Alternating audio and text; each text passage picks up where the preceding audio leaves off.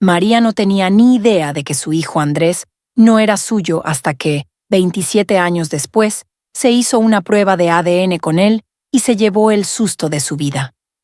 Estaba furiosa más allá de toda palabra y quería respuestas del hospital de maternidad donde había dado a luz, solo para enterarse del sorprendente hecho de que su bebé había sido intercambiado con otra mujer. María Gómez procedía de un entorno humilde y sabía que el dinero podía cubrir las necesidades básicas, pero el amor y la unión eran más importantes. Sus padres la adoraban y la animaron a ir a la universidad a pesar de sus problemas económicos. Allí conoció al hombre de sus sueños, Fernando Rodríguez. Fernando era rico, el único heredero de la empresa de su padre, pero sus diferencias no les impidieron casarse e instalarse en una modesta casa de Valencia. Cuando María se quedó embarazada 3 años más tarde, Fernando la llevó a ver al mejor médico de la ciudad. Pero María insistió en dar a luz en el mismo lugar donde lo había hecho su madre, un modesto hospital de Valencia.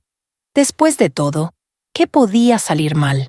Por desgracia, Fernando estaba de viaje de negocios cuando María dio a luz.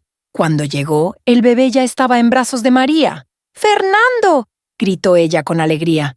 ¡Míralo! ¿No es precioso? Lo es, cariño. Es impresionante. Exactamente igual que tú.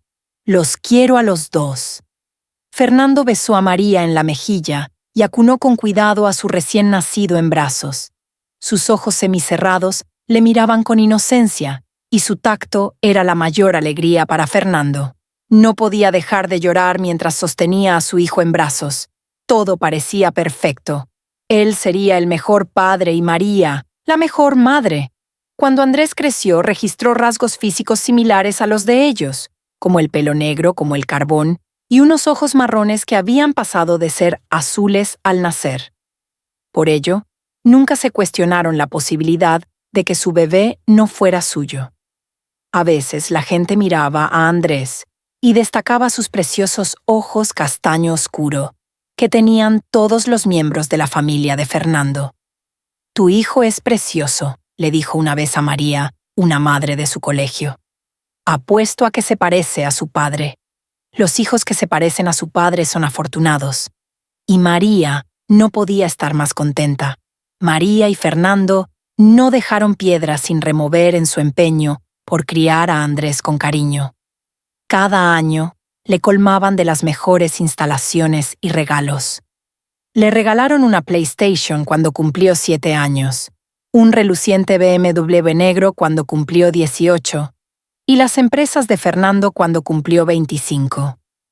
Pero, lamentablemente, Fernando murió apenas 2 años después de que Andrés se incorporara a su empresa.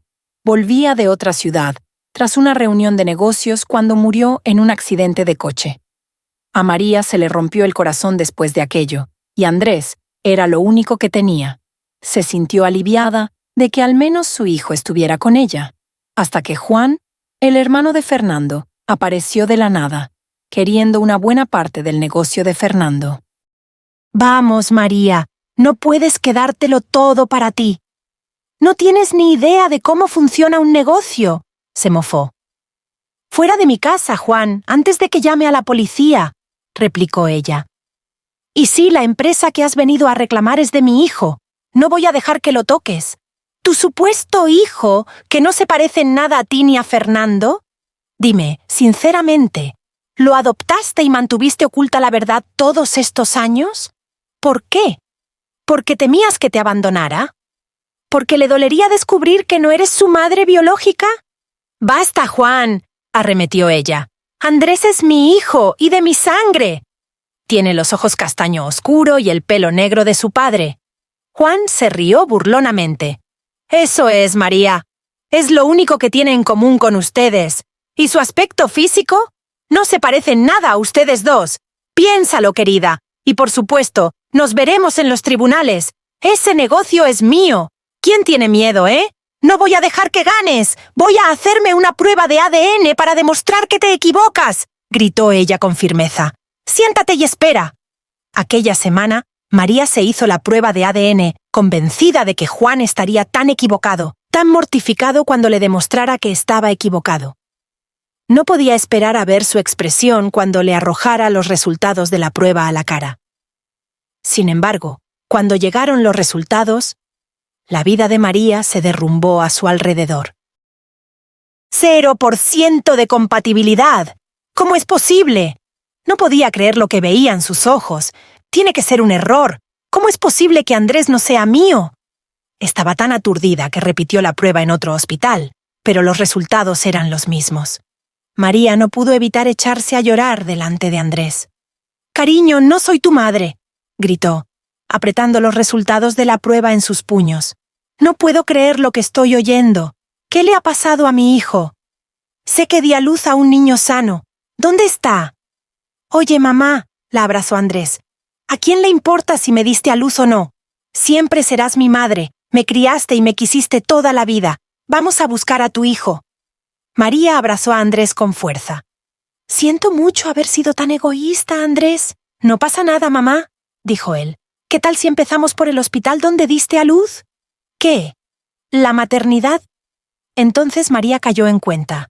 No era la única paciente de su planta. Había otra mujer llamada Elena. Era viuda. También había dado a luz a un niño, y cuando le dieron el alta en el hospital, María le regaló una preciosa gorra azul. Elena no estaba bien de dinero, y el corazón de María se ablandó por ella. Desesperada por obtener respuestas, María corrió al hospital de maternidad. «¿Dónde está mi hijo? Sé que han hecho algo. Denme la dirección de Elena». La ingresaron en la misma planta que a mí. «¡Consigan sus datos ahora mismo!», gritó María al llegar al hospital exigiendo la dirección de Elena. «Mamá, cálmate», le dijo Andrés. «No puedo calmarme, Andrés. Échale un vistazo. No me mira a los ojos. Seguro que oculta algo». «No podemos compartir los historiales de los pacientes», dijo el doctor Herrera. «Eso va contra la política. ¿Qué le parece entonces una demanda? Estoy segura de que tienen dinero para luchar contra ello». «¿Qué? Por favor, no», suplicó. «Ok, está bien. Lo siento, pero no hemos podido decírselo antes porque, como sabe, somos un hospital pequeño y enzarzarnos en un litigio judicial sería caro. Pero hemos despedido a la enfermera que cambió a su hijo», reveló. Admitió el error. «Entonces yo era médico en formación. Le pido disculpas». «Disculpa», repitió María. «Rápido. Solo me preocupo por mi hijo. Si no lo recupero, prepárese para una demanda». Al final, el doctor. Herrera le dio la dirección. María y Andrés condujeron hasta la casa de Elena, pero cuando llegaron, se quedaron boquiabiertos al ver la cochambrosa casita en la que habían estado viviendo. Andrés llamó a la puerta y surgió una vívida imagen de Fernando. María no pudo asimilarlo y se agarró a los brazos de Andrés. «Eres mi hijo», susurró. «Eres tú». «¿Perdone?», preguntó el joven imperturbable. «Supongo que se ha equivocado de dirección. Me llamo Daniel Morales y soy el hijo de Elena Morales. Pero, ¿quién es este hombre que está con usted? Se parece mucho a... bueno, mi padre». «¿Podrías llamar a Elena? Infórmale que María desea verla». «Bueno, ella no podrá venir aquí. Tendrá que entrar». Andrés y María siguieron a Daniel al interior y descubrieron a una Elena enferma en la cama. Tenía la cara marcada con arrugas y círculos negros, las mejillas hundidas. Le habían descubierto un tumor, pero no tenían fondos para tratarla. «¿María? Oh, eres tú, pero este chico...»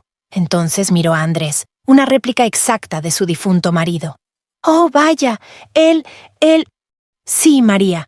Nuestros hijos fueron cambiados al nacer. Lo hicieron en el hospital y yo me he enterado hoy. ¿Pero qué te ha pasado? ¿Cómo has llegado a este estado?» «¿Qué?», Daniel soltó un fuerte grito ahogado. «¿Quiere decir que usted es...?» «Sí, Daniel. Andrés es hijo de María. Y yo soy tu madre biológica. Todo está hecho un lío». «No puede ser», dijo Daniel. «¿Y quiere que me vaya con usted? Mi madre hizo tanto por mí todos estos años. Me consiguió los mejores libros, juguetes y todo lo que necesité. No pienso dejarla, sobre todo ahora que me necesita. Ella lo es todo para mí». «Oye, Daniel», dijo Andrés, «no te la vamos a quitar. ¿Qué tal si nos vamos a vivir juntos?» «Mira, yo también tengo una madre maravillosa. Quiero decir, sí, es una locura porque es tu madre biológica, pero es increíble. Y María es mi madre biológica. ¿Qué tal si vivimos como hermanos? Haré que atiendan a María en el mejor hospital, se los prometo. Nunca tendrán que preocuparse por nada, se los aseguro. No necesito ningún favor, pero ¿puedes hacer que traten a mamá? Claro que puedo. Te devolveré el favor lo antes posible. Muchas gracias. Vamos. Andrés abrazó a Daniel. Daniel y María no tardaron en mudarse con Andrés, y María recibió el tratamiento que necesitaba. Andrés contrató a Daniel después de que pasara por un proceso estándar de entrevistas y se evaluaran sus cualificaciones. Se mantuvo firme en que seguiría el proceso normal de contratación. Mientras tanto, el tío de Andrés perdió el juicio porque sus reclamaciones carecían de fundamento, ya que Sebastián había transferido todo a nombre de Andrés. Aquel año, durante la celebración de Pascua, Elena y María sorprendieron a sus hijos con 2 gorros azules tejidos a mano, idénticos al que Elena le había dado a María cuando descubrieron la verdad. «Son exactamente iguales», dijo Elena mientras se los entregaba a los chicos.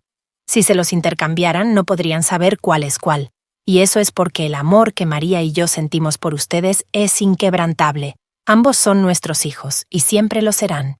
Nunca olviden que tienen 2 madres que darían la vida por ustedes. No lo olviden. Nunca.